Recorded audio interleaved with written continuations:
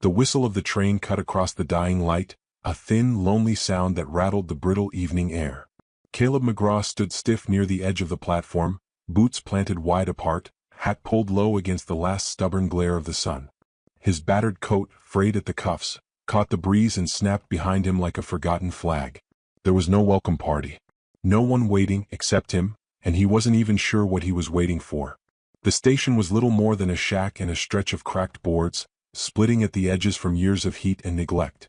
Dust gathered in the corners like ghostly memories, and the air smelled of hot iron, old wood, and a kind of hopelessness that stuck to the ribs. It was a smell Caleb knew too well. He shifted his weight and flexed his fingers, stiff from the day's ride and the steady gnaw of something mean and hollow inside him. A man didn't wait at a place like this unless he had no other choice left. Caleb's choices had dried up, same as the river that once fed his pastureland. The ranch was dying. His heart, well, it hadn't been right since Mary passed 2 winters ago. Folks said time healed, but time only scabbed over things, and under the scab the wound festered. The train screeched to a halt, belching steam and soot like a wounded beast. Caleb's heart beat harder despite himself. His hand hovered near the brim of his hat, then dropped again. Foolish. Ain't no one stepping off that train for the likes of him. The doors clattered open. A handful of tired souls stumbled out. A peddler with a limp, a woman with a squalling baby, 2 ranch hands swinging empty satchels. The platform sagged under their passing boots, then stilled again. Dust rose and settled. Silence returned. Until she appeared. A slip of a girl, no, a woman, wavered at the threshold, blinking into the harsh light. Her dress, what was left of it, might have once been white, fine muslin maybe, with tiny blue flowers embroidered along the hem. Now it hung in tatters, stained with the grime of travel and something darker near the shoulder. A small, battered suitcase dangled from her hand like a burden too heavy to bear. Blood trickled from a shallow cut across her temple, a crimson thread weaving through the dirt on her cheek. Her bonnet was askew, casting a lopsided shadow over wide, haunted eyes.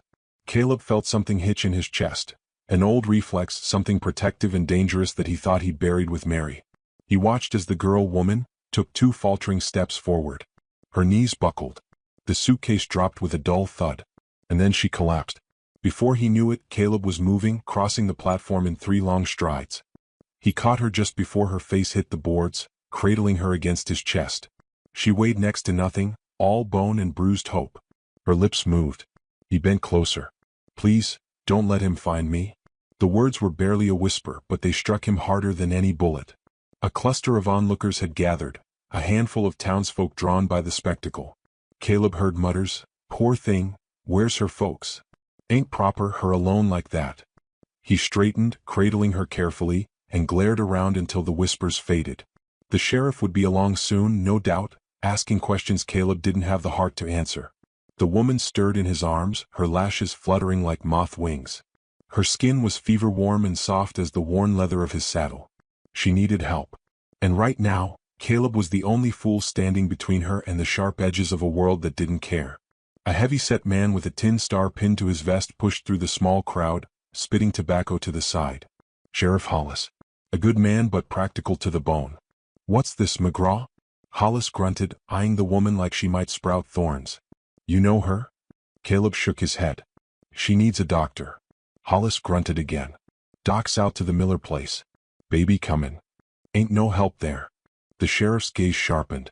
"A girl like this, alone, town's got no place for her. You bring her here?" "No." Caleb's voice was low, steady.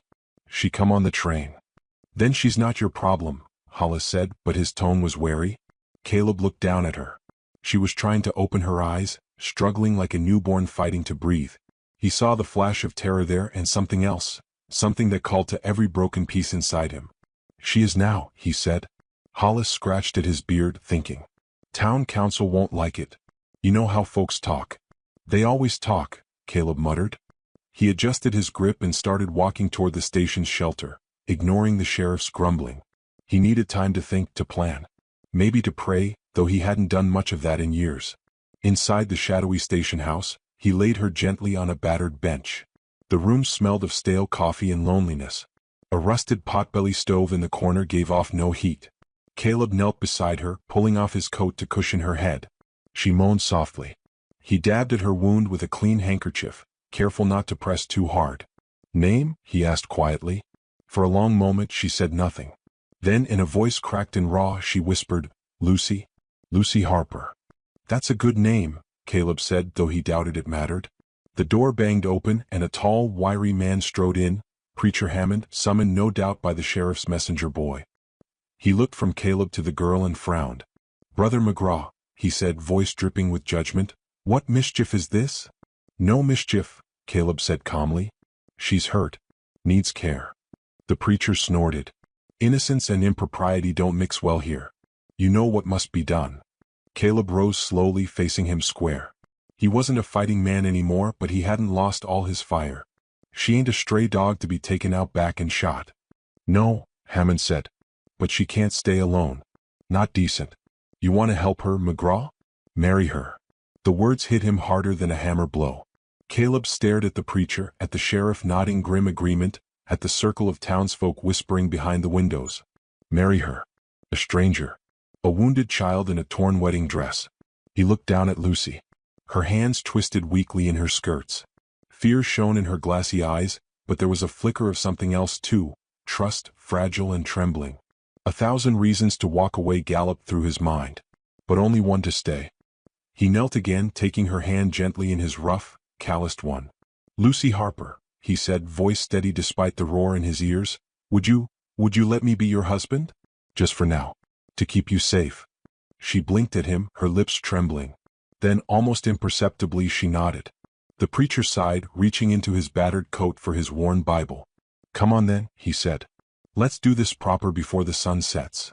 As Caleb helped Lucy to her feet, she leaned into him, her slight weight an anchor against the storm inside him. They stood together in the dying light, two broken souls stitched hastily together by need, fear, and something neither dared name yet. When Preacher Hammond began to speak, Caleb barely heard the words. His gaze was locked on Lucy's face, on the soft trembling of her mouth as she repeated the vows. For better or worse. Mostly worse. But maybe, just maybe, there was still a scrap of better waiting somewhere out there beyond the horizon. And Caleb McGraw, widower, rancher, broken man, found himself praying, for the first time in years, that he could live long enough to find it. The sun dipped lower, casting long shadows that tangled across the uneven floor of the station house. Caleb stood still, his hands rough and unsure at his sides, as Preacher Hammond rifled through his worn Bible, clearing his throat with the solemnity of a man who'd married better matches under worse circumstances. Lucy swayed beside him, pale and silent. The bruises on her arms, the gash at her hairline, the way she flinched at sudden noises, none of it spoke to a life of ease. Caleb felt an ache deeper than sympathy for her. He recognized the way broken people carried themselves, cautious and brittle, like glass stretched too thin. Caleb McGraw, the preacher intoned, fixing him with a look heavy as Judgment Day itself, do you take this woman, Lucy Harper, to be your lawful wedded wife, to honor and protect her, forsaking all others, for as long as you both shall live? Caleb's throat felt dry as old leather. His hat shifted nervously in his hands. He hadn't imagined himself standing here again, speaking vows that once rolled off his tongue in joy and now stuck like thorns. But he looked at Lucy, this girl who had no one, nothing, and found his answer not in words but in the quiet strength he thought he'd lost. I do, he said, voice low but steady. The preacher turned his eyes to Lucy. She trembled under the weight of those words. For a breathless second, Caleb thought she might run. Then she lifted her chin, the faintest spark flickering in her gaze. And do you, Lucy Harper, take Caleb McGraw to be your husband, to honor and stand by him, for better or worse? The words, for worse, seemed to echo louder than the rest. Lucy's lips parted. Her voice cracked, but the answer came clear, I do. The preacher nodded and snapped his Bible shut with a puff of dust. By the authority vested in me by the good Lord in the territory of Wyoming, Hammond declared, I pronounce you husband and wife. And may he have mercy on you both. He grunted as he pocketed the book. Ain't the first rushed wedding I've seen, and likely not the prettiest, but it'll hold water till kingdom come or hell freezes over. Caleb gave a short, humorless chuckle. It wasn't much, but it was something. Maybe even a start. Lucy wobbled on her feet, and without thinking, Caleb reached out to steady her. She stiffened at first, then slowly allowed herself to lean into the touch. Caleb felt the trust, raw, tentative, fragile as spun glass, and cradled it carefully in his chest. Sheriff Hollis stepped forward, grunting approval. Well now, you've done the decent thing. Good on you, McGraw. Folks might still talk, but at least they'll have less to wag their tongues about. Caleb nodded stiffly, feeling the invisible weight of eyes on him. Every busybody in town would chew this fresh scandal like a dog on a bone. A widower tying himself to a stray girl bruised and battered off the train? There'd be whispers for months. Years maybe. He didn't much care. Lucy mattered more. The preacher offered a tight smile, one corner of his mouth quirking up. You'll need to sign the book, both of you. Caleb took the stub of a pencil and scrawled his name in blocky letters. He handed it to Lucy. Her hand shook so badly she could barely hold the pencil. Caleb gently covered her hand with his, guiding her letters. It was like teaching a foal to stand, awkward, slow, but fiercely important. When it was done, Hammond slapped the book shut again. Godspeed to you, he said almost kindly, then clapped his hat on and shuffled out the door. Hollis lingered a moment, fixing Caleb with a knowing look. Be careful, McGraw. Trouble don't always wear a black hat. Sometimes it wears a white dress. Then he too was gone. Caleb let out a breath he didn't realize he'd been holding. He turned back to Lucy, who stood wringing her hands like a child caught stealing apples. We ought to find somewhere quiet, he said gently. Get you cleaned up. She nodded, still not meeting his eyes. Outside, the last stubborn rays of sun bled red and gold across the horizon.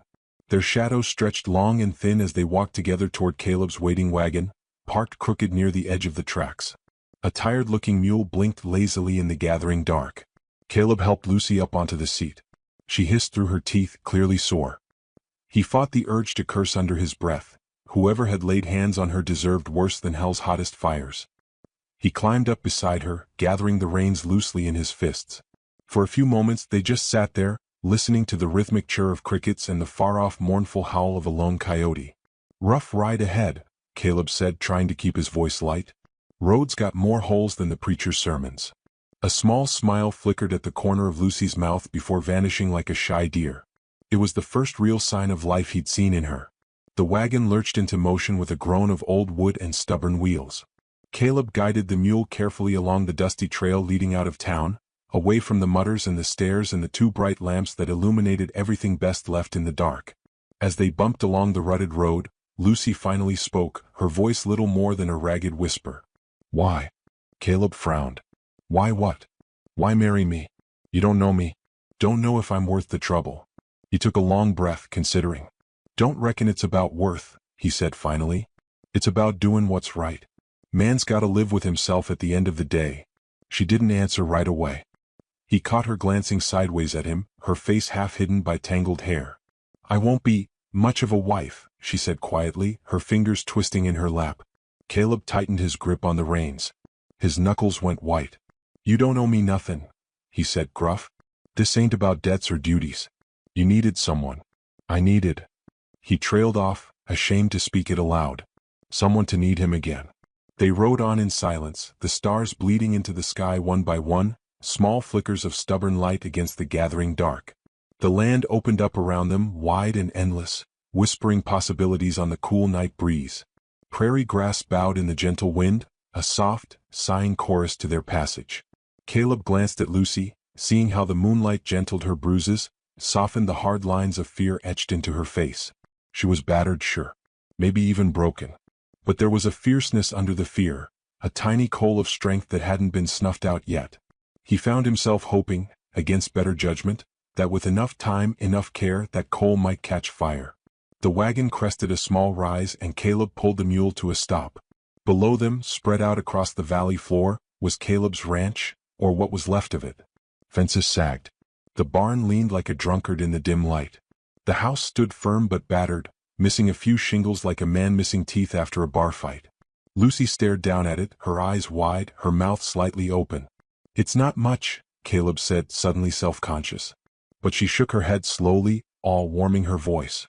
It's home, she whispered. For a moment, neither of them moved. The stars wheeled overhead, vast and silent witnesses to the fragile beginning unfolding below. Caleb clicked his tongue, and the mule plodded forward again, carrying them down toward whatever future lay waiting in the shadows.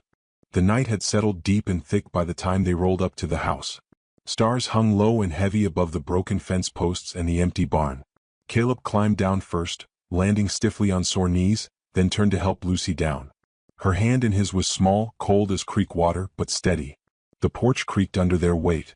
Caleb hesitated before opening the front door. Dust blanketed everything inside, the forgotten furniture, the hearth cold as a stone tomb. This house hadn't heard laughter or music in a long time. It was more grave than home. He struck a match and lit a single oil lamp, casting a soft golden circle in the gloom. The walls, yellowed by time and soot, seemed to lean inward like tired shoulders. A chair sat crooked by the cold hearth. The kitchen beyond looked barely touched since Mary had passed. Lucy hovered near the threshold, her suitcase clutched tight against her chest, wide eyes flickering from shadow to shadow. Caleb realized with a pang he hadn't even asked if she wanted to stay. But the girl had nowhere else to go. And neither did he. "You can have the back bedroom," Caleb said, voice rough with disuse. "It ain't much, but the roof holds when it rains." Lucy nodded once, tight and stiff, and moved past him like a ghost. He watched her disappear into the hallway before turning back to latch the door. His fingers lingered on the bolt longer than necessary. Something about the night felt wrong. Like the prairie itself was holding its breath. Caleb slept light, stretched out in the lumpy chair by the hearth, his Winchester laid across his lap. Old habits died hard. Out here, trusting too easy could get a man buried quick. Dreams came in snatches, memories of Mary's laughter, a child's voice echoing down the hallway, the smell of fresh bread baking in the oven. Ghosts. Nothing but ghosts. He jerked awake just before dawn, heart hammering against his ribs. Silence. No bird calls. No wind rattling the eaves. Nothing. He rose quietly, cradling the rifle, and padded to the front window. Out there, beyond the sagging fence line, something moved, shadows too big and heavy for coyotes. Riders. 2 of them. Their horses moved slow and deliberate, hooves muffled against the sandy dirt. Caleb's mouth went dry. He slipped down the hall, rapped gently on Lucy's door. "Lucy," he whispered. No answer. He eased the door open. Inside, the bed was empty. The covers thrown back. Panic flared sharp and hot in his chest. Then he spotted her, crouched under the window, clutching a battered revolver too big for her small hands. Her face was chalk-white, lips pressed thin. "They found me," she mouthed. The old dread settled heavy in Caleb's gut. He didn't waste time asking questions. He motioned her toward the back door. "Stables out back," he said, barely a breath. "Stay low. I'll draw 'em off." Lucy's eyes went round with terror, but she nodded. Without another word, Caleb moved to the front door, set the rifle against the frame, and waited. The first rider dismounted, spurs jingling faintly in the still air. A heavy man in a dark coat, broad-brimmed hat pulled low over his face. His partner stayed mounted, scanning the house with slow, lazy sweeps. "McGraw," the man shouted. His voice was rough, like gravel in a whiskey bottle. "We ain't looking for trouble. Just hand over the girl." Caleb said nothing. "You're harboring stolen property, McGraw. That little girl's promised to a man paid good money for her. You don't want to cross him." Still Caleb said nothing. He could feel the blood pounding in his ears. Stolen property. That's all they thought Lucy was. Not a person. Not someone worth saving. The man growled, spat in the dirt. "Suit yourself." Caleb squeezed the trigger. The rifle barked, a single clean shot that kicked up dust inches from the man's boots. Not a kill shot. A warning. A message. "This ain't your day." The rider jerked back, cursing, scrambling for his pistol. Caleb fired again, this time striking the man's hat clean off his head, sending it spinning into the dirt. Behind the house, he heard the faint clatter of hooves, Lucy making her run for it. The man on the ground shouted something foul and dove for cover behind the water trough. His partner spurred his horse toward the barn, maybe to cut Lucy off. Caleb didn't hesitate. He burst out the front door, rifle leveled. The mounted man spotted him too late. Caleb's shot punched him clean off the saddle. The horse bolted, wild-eyed, disappearing into the rising sun. The first man bolted too, leaving his fallen partner in the dirt without a backward glance. Cowards, both of them. Caleb didn't chase. He had one priority now. He sprinted around the house, lungs burning, boots skidding through the dust. Beyond the barn, he caught a glimpse of Lucy, still running, skirts bunched in her fists, hair flying loose behind her. She stumbled but kept going. Caleb whistled sharp through his teeth. Lucy turned, saw him, and changed course. They met halfway, both gasping, hearts thundering. "You all right?" he panted. She nodded, tears streaking her cheeks, mixing with the dirt and blood. "They're not gonna stop," she choked out. "He wants me back. He'll send more." Caleb looked into her eyes, full of fear, yes, but also stubborn defiance, and knew she was right. This wasn't over. He should have felt defeated, outnumbered, outmatched. Instead, a grim calm settled over him. "Let him come," he said, voice like iron. "They'll find we're not so easy to take." They rode back to the house together under the raw orange light of sunrise, the wind in their faces and the prairie stretching endless and empty ahead of them. Ghosts on the trail behind them. But not alone anymore. Not ever again. The ranch looked different under the full light of morning. The battered fences, the leaning barn, even the scarred door Caleb had meant to fix a dozen times, they all wore a kind of quiet dignity now, a stubbornness he hadn't noticed before. Maybe it was him that had changed, not the land. Lucy moved carefully through the small house, cleaning what she could, straightening crooked frames, brushing away years of dust. She worked with slow, deliberate motions, her bruised hands finding small ways to make the place less empty. Caleb watched from the doorway, feeling a warmth he hadn't allowed himself in years. She belonged here, as if some part of her spirit had always known this place, this broken man, this broken home. They settled into a rhythm without speaking much. Caleb repaired the broken hinges on the porch while Lucy scrubbed the hearth. She stitched torn curtains with delicate fingers. He mended a sagging fence. Neither said it aloud, but they were building something plank by plank, moment by moment, a kind of hope neither dared name. Days passed. The scar on Lucy's temple faded to a thin line. The fear in her eyes softened, replaced by something steadier. Caleb caught her humming once while she kneaded dough, and it stopped him dead in his tracks, the simple sound of life filling the hollow places in his chest. But the ghosts hadn't forgotten them. Caleb saw the signs first. A broken fence post near the road, too clean to be a stray steer. Boot prints leading to the river and back. Shadows at the edge of the fields when the sun dipped low. They were being watched. Lucy sensed it too. She never said a word, but her shoulders tightened. She flinched at loud noises again. She slept with the old revolver tucked beneath her pillow. Caleb laid out extra shelves by the door and slept light, his rifle always within reach. One evening, as the sun bled out behind the hills and the sky turned a bruised purple, Caleb spotted them. 3 riders cresting the ridge, their outlines sharp against the dying light. No sheriff would come this time. No neighbors would happen by. It was just Caleb, Lucy, and the ghosts come calling. He found her in the kitchen, rolling out biscuits with a focus that made his heart twist. "They're here," he said. She didn't ask who. She didn't cry. She wiped her flour-dusted hands on her apron, picked up the rifle he had left leaning by the door, and checked the chamber like she'd been born doing it. "I'll cover the back," she said. Caleb almost laughed, not because it was funny but because it was so damn brave. They took positions without another word. Caleb at the front door, crouched low behind the heavy oak table flipped on its side. Lucy at the back, peering through the cracked window. The riders dismounted and fanned out. Caleb recognized the one in the center, the man Lucy had run from, the so-called fiancé who treated people like cattle. His sneer was visible even from a distance, a curling lip that spoke of cruelty unchecked. "You got something belongs to me, McGraw," the man shouted, voice thick with hate. Caleb rested the rifle against the table edge, lined up the front sight. His hands were steady. "She ain't property," Caleb called back, voice like stone. "She ain't yours." "She sure as hell ain't yours neither," the man spat. "You think marrying her makes her yours? Makes her safe." One of his men moved to flank the house. A crack split the air. Lucy's rifle barked once, sharp and sure. The man crumpled into the dirt before he even drew his weapon. A beat of stunned silence. Caleb smiled grimly. "Guess you were wrong about that." The leader roared and charged forward, dragging his pistol from his belt. Caleb fired. The bullet caught the man square in the shoulder, spinning him back with a howl. Another rider bolted, spurred into blind flight by the gunfire and the sudden, terrifying realization that they weren't the hunters here. The last man hesitated, gun half raised, confusion writhing on his face. Lucy stepped out onto the porch, calm and certain, the revolver steady in her 2 hands. "Run," she said. The man ran. Caleb stood slowly, the rifle lowering but still ready. He walked toward the wounded leader writhing in the dirt, every step deliberate. The man tried to crawl backward, bloody fingers clawing the dust. "You come back," Caleb said, voice low. "I won't miss next time." The man glared up at him with burning hatred, but there was fear too. The fear of a man who finally understood he'd lost.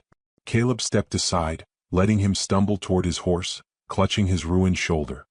He mounted with difficulty and galloped after the others, vanishing into the lengthening shadows. The silence afterward was louder than the gunfire. Lucy set the revolver down carefully, her hands trembling now that the danger had passed. Caleb crossed the yard, took her face gently in his rough palms. "You all right?" he asked. She nodded, blinking up at him with wide, stunned eyes. A tear escaped down her cheek, but she brushed it away fiercely. He pulled her into his arms and she didn't flinch this time. She leaned into him, clung to him like a drowning woman to a rock. "You don't ever have to run again," Caleb whispered against her hair.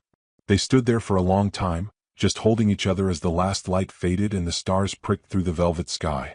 Later, after the rifles were cleaned and the lamps were blown out, they sat together on the battered porch, staring out over the moonlit fields.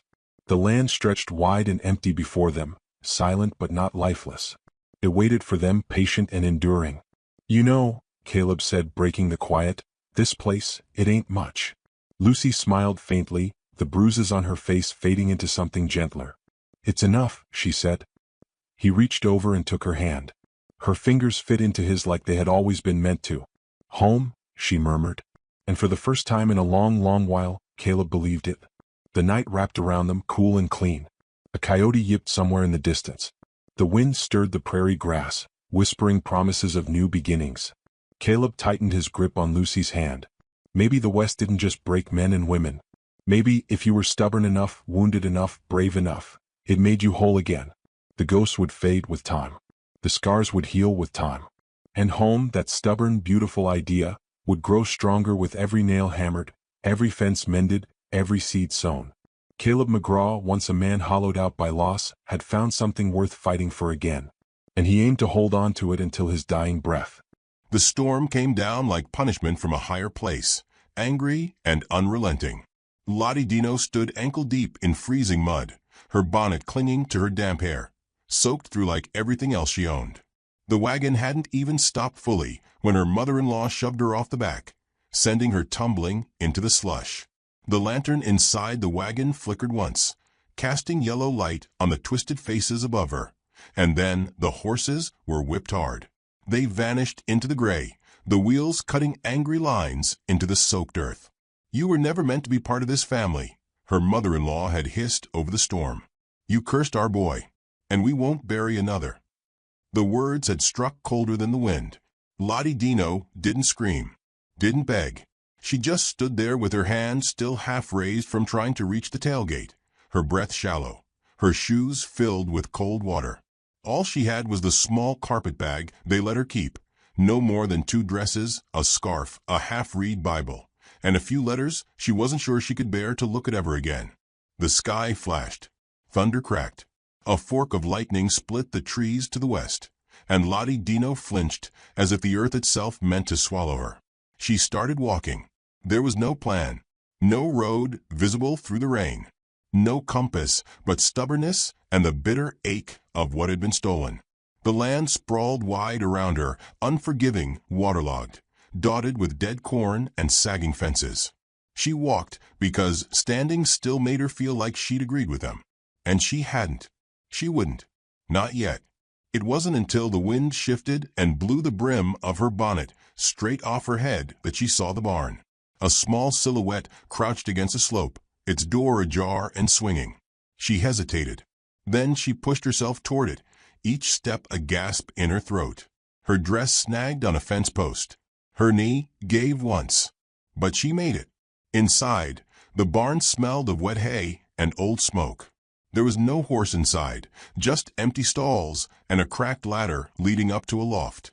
Lottie Dino climbed it slowly, using one hand to hold her skirts. Her fingers trembled as she reached the top. She laid down in the straw and pulled her shawl tight around her shoulders. Her hair clung to her neck. Her skin was numb. She didn't pray. Not anymore. She'd done plenty of that in the days before Eli took his last breath. The Lord had been quiet then. He was quiet now.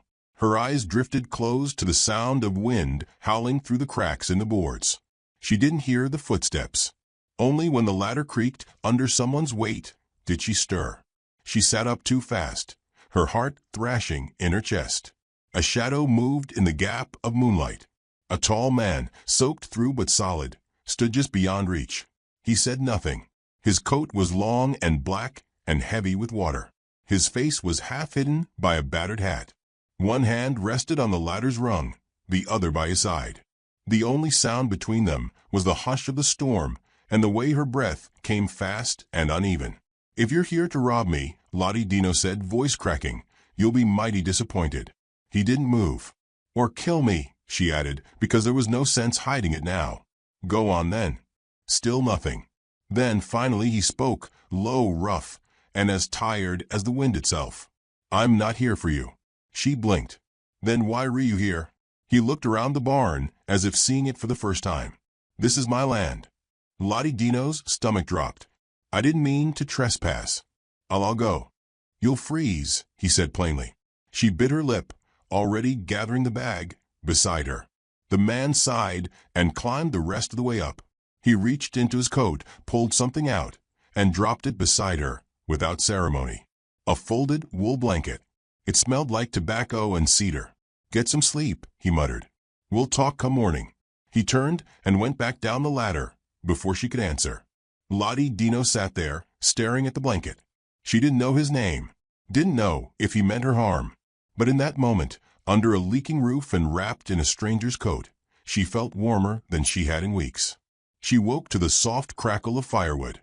The barn door was shut against the cold. A tin coffee pot steamed over a flame, and the man, no longer a stranger, sat cross-legged near it, feeding kindling with careful fingers. He glanced at her and nodded once. "Coffee's ready." Lottie Dino sat up slowly, brushing straw from her hair. "You always let strangers sleep in your barn, only the ones left for dead." She winced. He stood and poured a mug, handing it to her without looking directly into her eyes. His fingers were calloused. His face was lean, hardened by sun and silence. "I'm Luke," he said. She sipped the coffee. It was bitter, black, and exactly what she needed. "Lottie Dino." He nodded again. No questions. No sympathy. They sat in silence as the fire popped and the storm faded into drizzle. Lottie Dino could see the sky turning pale behind the slats of wood. A crow called in the distance. "I don't have anywhere to go," she admitted. "I figured. My husband's family left me.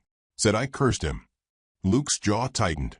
People like to blame someone when things break. Lottie Dino wrapped the blanket tighter. "He was sick. I did everything I could. But they didn't want a daughter. They wanted a scapegoat." Luke leaned back against a support beam. "I've known people like that." "Yeah. They buried my brother same way. Blamed me for the bullet he walked into." His voice was quiet, like worn leather. "So no, I don't think you're cursed." Lottie Dino blinked.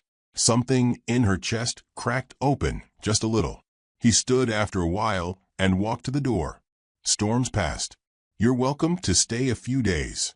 Until you figure your next steps." She stared at his back. "Why?"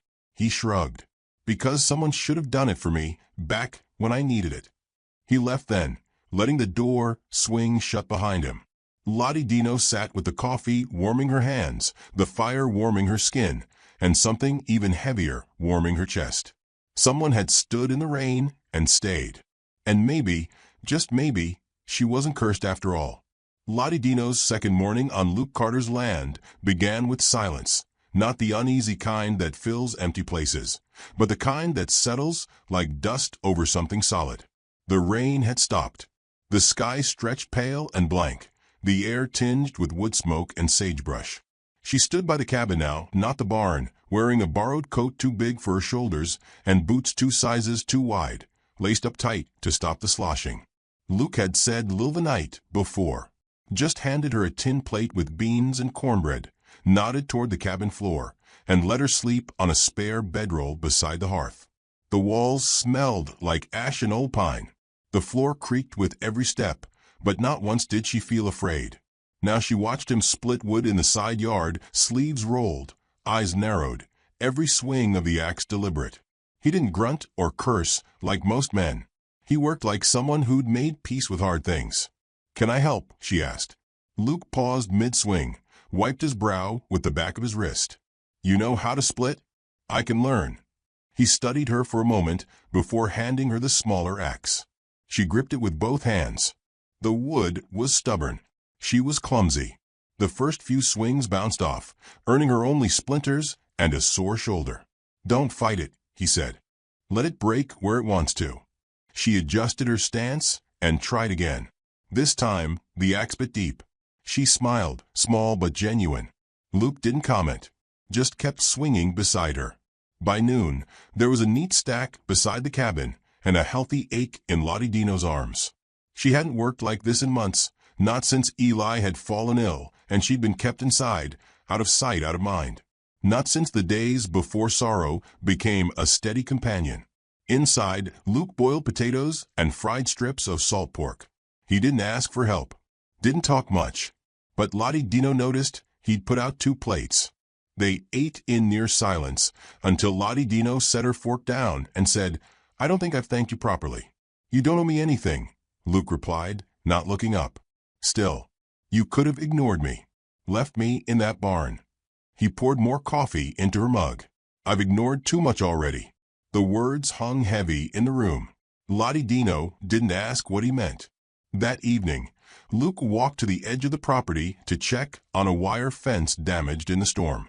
Lottie Dino followed, not because she needed to, but because the silence of the cabin suddenly felt heavier than the cold outside. The wind tugged at her coat as they walked, and she pulled it tighter around her. "You live alone?" Luke nodded. 6 years now." She hesitated. "What happened?" He stopped at the fence post, fingers tracing the splintered wood. "Married once. Briefly. She left." He shook his head. "She died. Fever."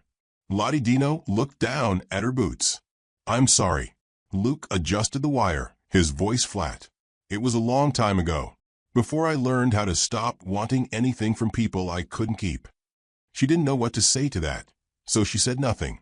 The sun dipped low behind the hills, turning the sky a bruised orange. Lottie Dino tucked a lock of wind-blown hair behind her ear and cleared her throat. "I'm not looking for pity, you know. My husband, Eli, wasn't cruel, but he wasn't brave either. He let them say things about me, things he knew weren't true." Luke's jaw tensed. "They said I was bad luck because my father died poor, because I read too much, because I wasn't soft enough." Luke looked at her then. Not a glance, but a stare, slow and assessing. "You don't seem soft. That's not the same as being cursed." She laughed, a dry surprise sound. "That might be the kindest thing anyone said to me in months." They reached the cabin just as a figure appeared on horseback at the ridge. A rider, male, moving slow and straight, too upright to be drunk, too confident to be lost. Luke stepped forward, hand resting on the rifle slung over his shoulder. Lottie Dino felt her stomach tighten. The rider dismounted and tied his horse to the porch rail. He was lean, sharp-jawed, with a smile too practiced to be honest. "Evenin'," he said. "Name's Rollins. Marshal out of Cotton Pass." Luke nodded, but didn't shake his hand. "You're far from your route." "Looking for someone," Rollins replied, gaze drifting to Lottie Dino.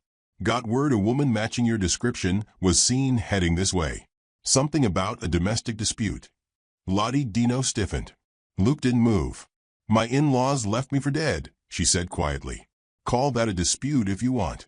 Rollins tilted his head. "Still, they filed a formal complaint. Claimed you stole money. Ran off with heirlooms." Lottie Dino stepped forward, voice steady. "All I had was a bag of clothes and a Bible. You want to check it, be my guest." Rollins smirked, but didn't move. "I'm not here to arrest you, miss. Just to verify you're alive." Luke's voice was calm, but cold. "You verified. Now ride on." The marshal raised both hands, mock polite. "No trouble here. Just doing my job." He turned, mounted, and rode off without another word. Lottie Dino stood frozen, the wind lifting her hair. Her hands trembled only a little. "Are you in trouble?" Luke asked once the rider vanished over the hill. "No," she said. "Not yet. But they want me gone. Want to keep Eli's land and say I vanished." Luke's eyes narrowed. He had land. Small patch. Nothing much. But his father always said it was rightfully his. "Now it's yours." Lottie Dino nodded. "Eli left it to me." Luke didn't speak for a long time. Back inside, Lottie Dino sat by the fire while Luke cleaned his rifle. The metal gleamed. His movements were slow, precise. "You think he'll come back?" she asked. "Probably. What should I do?" He met her gaze. "Stay put. You've got more protection here than in any town that listens to men like that." The words felt heavier than the rifle between them. Later that night, Lottie Dino found a folded shirt and set of trousers on her bedroll. Fresh. Clean. Her size. She touched the fabric, eyes stinging. She thought she'd hardened. Thought the storm had wrung all softness from her. But somehow, Luke Carter had made room for it again. Not with words, but with silence and safety and the quiet act of folding a shirt for someone who didn't think she deserved kindness anymore. She lay in bed, staring at the ceiling. Her eyes didn't close for a long time. The stranger was no longer a stranger, and the dry place she'd stumbled into wasn't as empty as it first seemed. The fire was low and steady, casting warm orange across the cabin walls as Lottie Dino loaded cartridges into the Winchester. Her fingers worked clumsily at first, then with growing certainty. Luke sat opposite her, nursing a healing bruise along his ribs, a result of yesterday's ambush near the north fence line. The bandits hadn't said much when they attacked. Just masks, gunpowder, and quick hands. But the way they moved, targeting the outbuildings and fence posts, hadn't felt random. Luke had shot one clean through the shoulder. The others scattered like coyotes in moonlight. Now, Lottie Dino cleaned the second rifle, without being asked. She had dirt on her cheek, a rip at the hem of her dress, and a quiet focus that hadn't been there a week ago. Luke watched her, his brow creased in thought. "You ever handled a rifle before?" "No," she said, not looking up. "But I've watched enough men do it." "You're left-handed." Lottie Dino paused, then flipped the rifle to adjust. "Didn't think it mattered." "Matters if you plan to aim straight." She smirked faintly. "Noted." Outside, a hawk circled above the fields, casting a sharp shadow over the dry grass. The barn doors creaked in the breeze. Lottie Dino's boots thudded on the porch as she stepped out to test her aim, lining up a few cans against the fence. The first shot missed entirely. The second clipped the edge. By the fifth, the can toppled into the dust. Luke leaned on the railing, sipping coffee. "Not bad." "My father used to say I was too stubborn to fail," she said. "Didn't mean it as a compliment." Luke chuckled, quiet and genuine. "Sounds like he raised you right." She lowered the rifle. "He raised me tough. There's a difference." They stood in silence for a while, the kind that settled when words weren't needed. Lottie Dino looked over the fields, her face unreadable. "I think Eli's family sent them," she said at last. "The riders. The attack. It wasn't random." Luke nodded slowly. "It felt planned." "They know where I am." The marshal tipped his hand. "They want the deed." Luke rubbed his chin. "And you?" "I want my life back." She turned to him, eyes steady. "But I'm not running again." That night, they moved quietly through the cabin, closing shutters, checking the locks, readying for another attack. Luke gave her a knife. She tucked it into her boot without hesitation. Around midnight, she jolted awake to the distant sound of hooves. Not thunder, not storm, just hooves. Luke was already at the window, peering into the dark. Two riders. Coming slow. Lottie Dino rose, heart pounding. Her fingers curled around the rifle, beside her bedroll. The horses stopped near the barn. Voices murmured. Then silence. Luke stepped back from the window and spoke low. "You go upstairs. Second floor's got cover. If things turn, take the shot." She didn't argue, didn't flinch, just moved. From the loft, she watched through a narrow crack in the wall as two figures approached. One carried a lantern. The other had a long coat and the familiar gait of someone too used to command. It was Eli's brother, Samuel, taller than she remembered, colder too. Luke opened the door just enough to lean against the frame. His rifle hung casually from his hand. "Evening." Samuel gave him a sharp smile. "Didn't mean to come unexpected." Luke didn't return it. "You always show up after sending trouble." Samuel's face twitched, but he recovered fast. "Don't know what you mean. We're just here for a conversation." Lottie Dino in. "She's sleeping." Samuel's eyes flicked to the window above. "You sure about that?" Luke's voice dropped. You're trespassing. Whatever business you got, speak it plain or leave. The second man stepped forward then, a gunman, no doubt. Scarred hand resting on his belt, fingers twitching for no good reason. Samuel spoke loudly, projecting toward the window. Lottie Dino, I know you're listening. You got no place here. That deed was never meant for you. Give it back and we'll walk away. No more riders. No more noise. Upstairs, Lottie Dino felt the weight of her breath. The deed was tucked into her Bible, sitting on Luke's kitchen shelf. It wasn't much land, just enough to matter to people who hated losing. Luke took a step forward. She's not giving you anything. The gunman raised his arm fast, but Lottie Dino was faster. One shot rang out from the loft window. The lantern shattered. Darkness fell. Gunfire exploded in the yard. Luke dropped behind the porch railing, returning fire in short, sharp bursts. The gunman screamed, hit but not dead. Samuel dove behind a rain barrel. Lottie Dino ducked and reloaded. Then silence. Heavy, drawn-out silence. Luke's voice carried low across the yard. You want another scar, Sam? I want what's mine, Samuel shouted back. She's not yours. And neither is that land. A beat passed.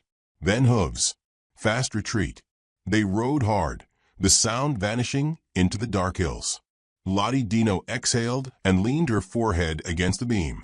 Luke came inside a minute later, brushing dirt from his coat. She met him at the stairs. You okay? He nodded. You shot clean. Her voice cracked. I didn't aim for the man. Just the light. Luke studied her face. You still made the choice. She looked down at her hands. I've never fired at anyone before. You didn't fire at them. You protected what was yours. She sat down heavily at the table, the adrenaline crashing out of her bones. Her shoulders trembled. I keep thinking, if I were someone else, this would have gone differently. You're not someone else, Luke said. And thank God for that. She met his eyes. In them, she didn't see fear, or judgment, or doubt.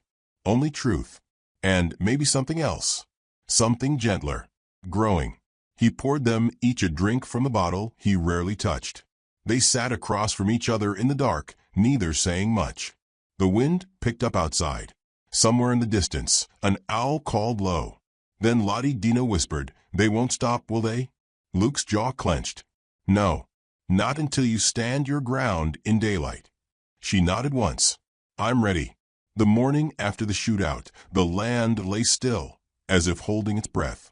Dust hovered in the golden light, disturbed only by Lottie Dino's boots as she paced the cabin floor.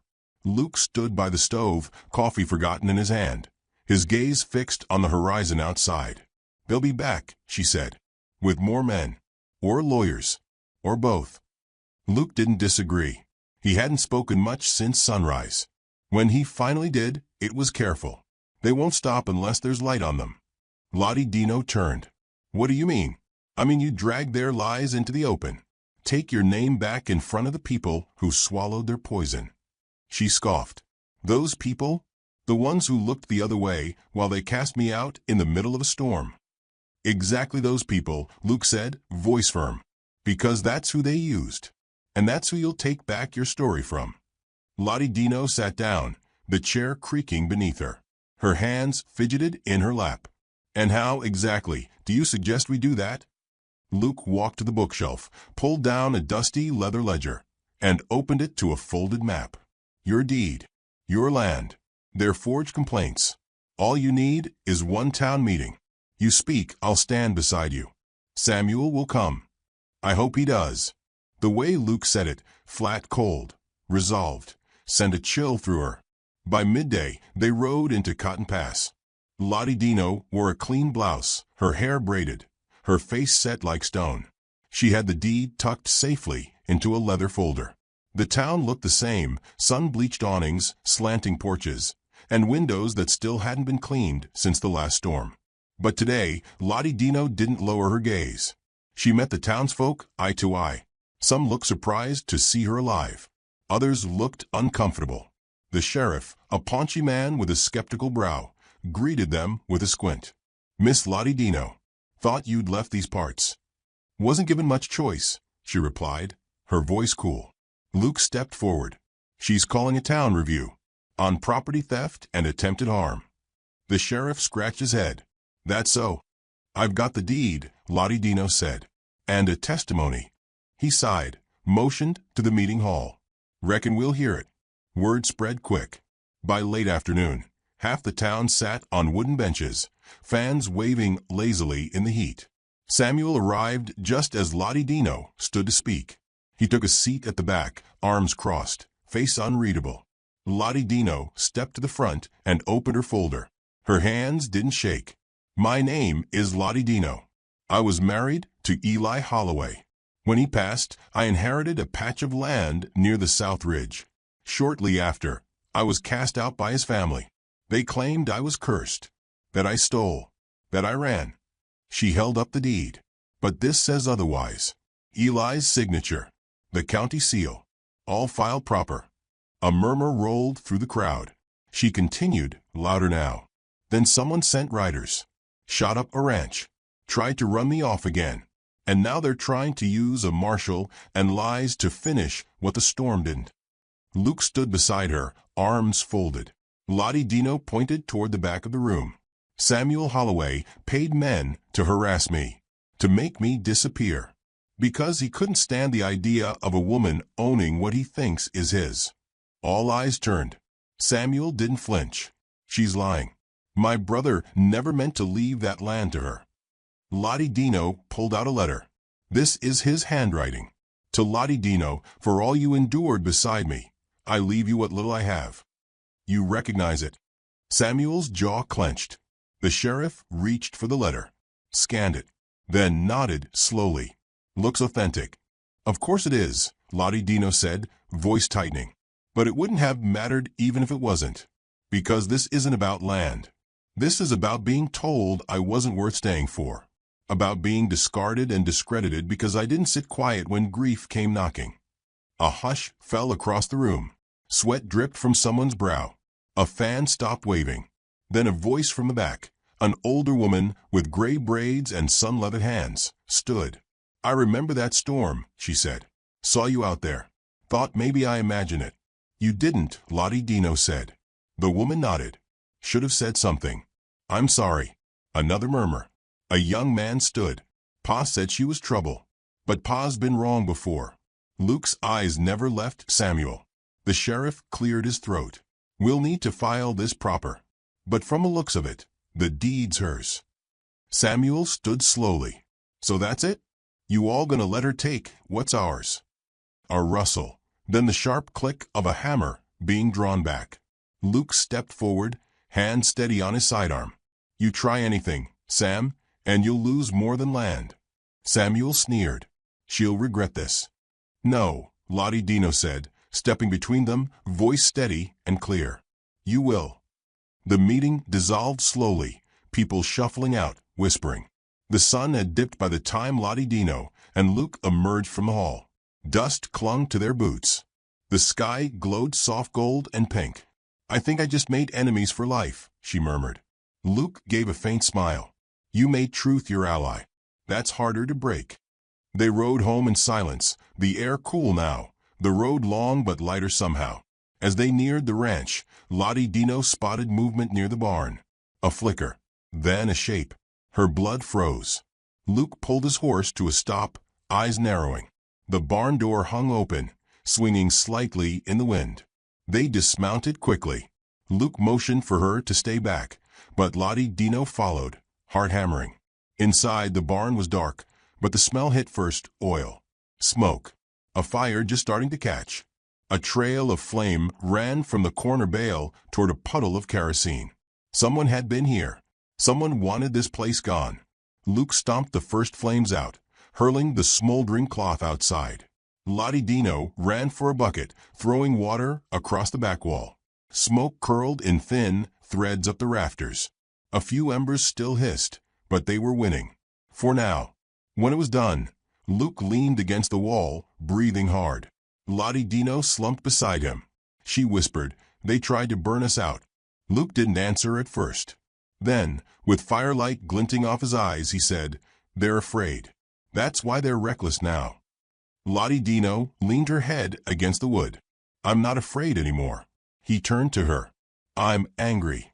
The stars were coming out, one by one, quiet and clear. Luke looked up, then back at her. So now we finish it. The rain returned with no warning. It came down in heavy sheets, turning the dirt yard to sludge and hammering against the cabin roof like drumfire. Lottie Dino stood on the porch, eyes on the distant ridge, rifle leaning against the post beside her. The wind pulled at her braid. Her coat clung wet to her shoulders. She didn't flinch. Luke stood beside her, silent, his jaw tense as he adjusted the rifle sling on his shoulder. Neither of them had spoken much since the fire was put out. Words had become unnecessary. Truth had been laid bare. What remained now was the reckoning. Lightning cracked far off in the clouds, and then, just as expected, riders appeared on the horizon. 3 of them riding slow through the mud, wrapped in oilskin coats and arrogance. Samuel Holloway led them, pistol already drawn, his brother's name like a weapon on his lips. Lottie Dino didn't move. Her fingers were calm around the rifle grip. Her body still remembered how to tremble, but her spirit did not. They're going to try to take it all, she said quietly. Not if they're 6 feet under, Luke muttered. No, she replied, not just the land. They want to erase the story. Make me vanish so their version gets remembered. Luke turned to her. That's not going to happen. She nodded once, then stepped off the porch and into the mud. Samuel slowed his horse as he reached the fence line. Rain ran in rivulets down his hat brim, his face pale and taut.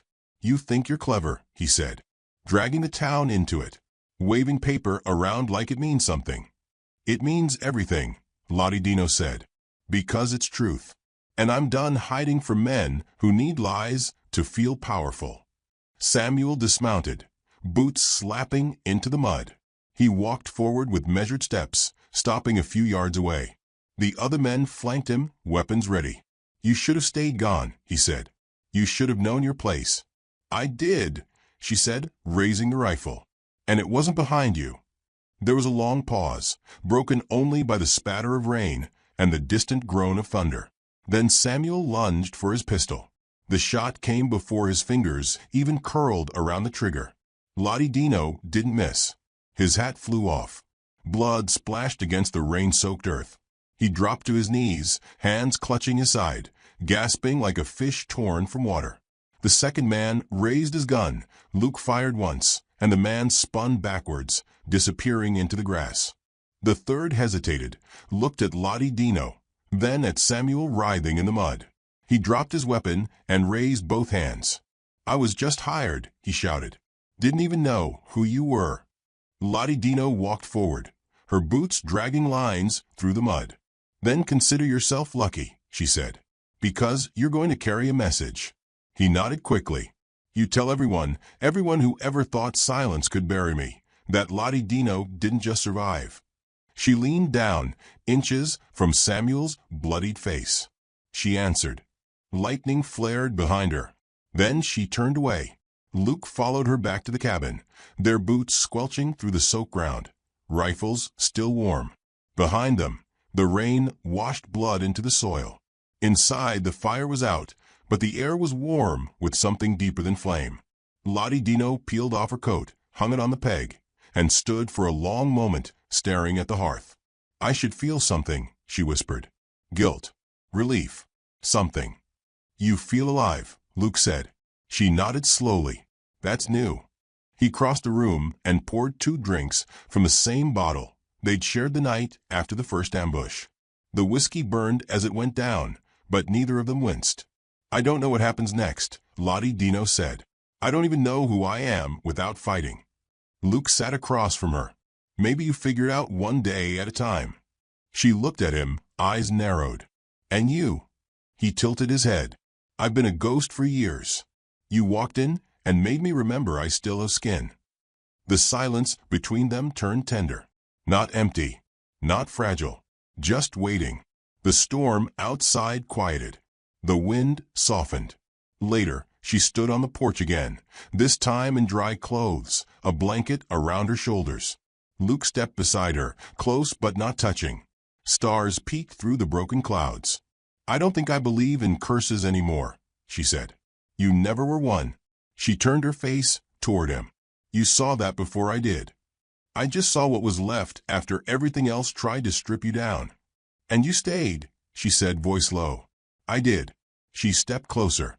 There was no kiss, no sweeping music, just the slow, steady press of shoulder to shoulder, the warmth of shared quiet. And then she laughed. Low, tired, free.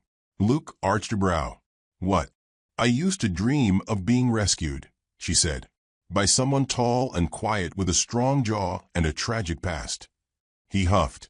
"Well, glad I could disappoint you on all counts." She leaned into him. "You didn't."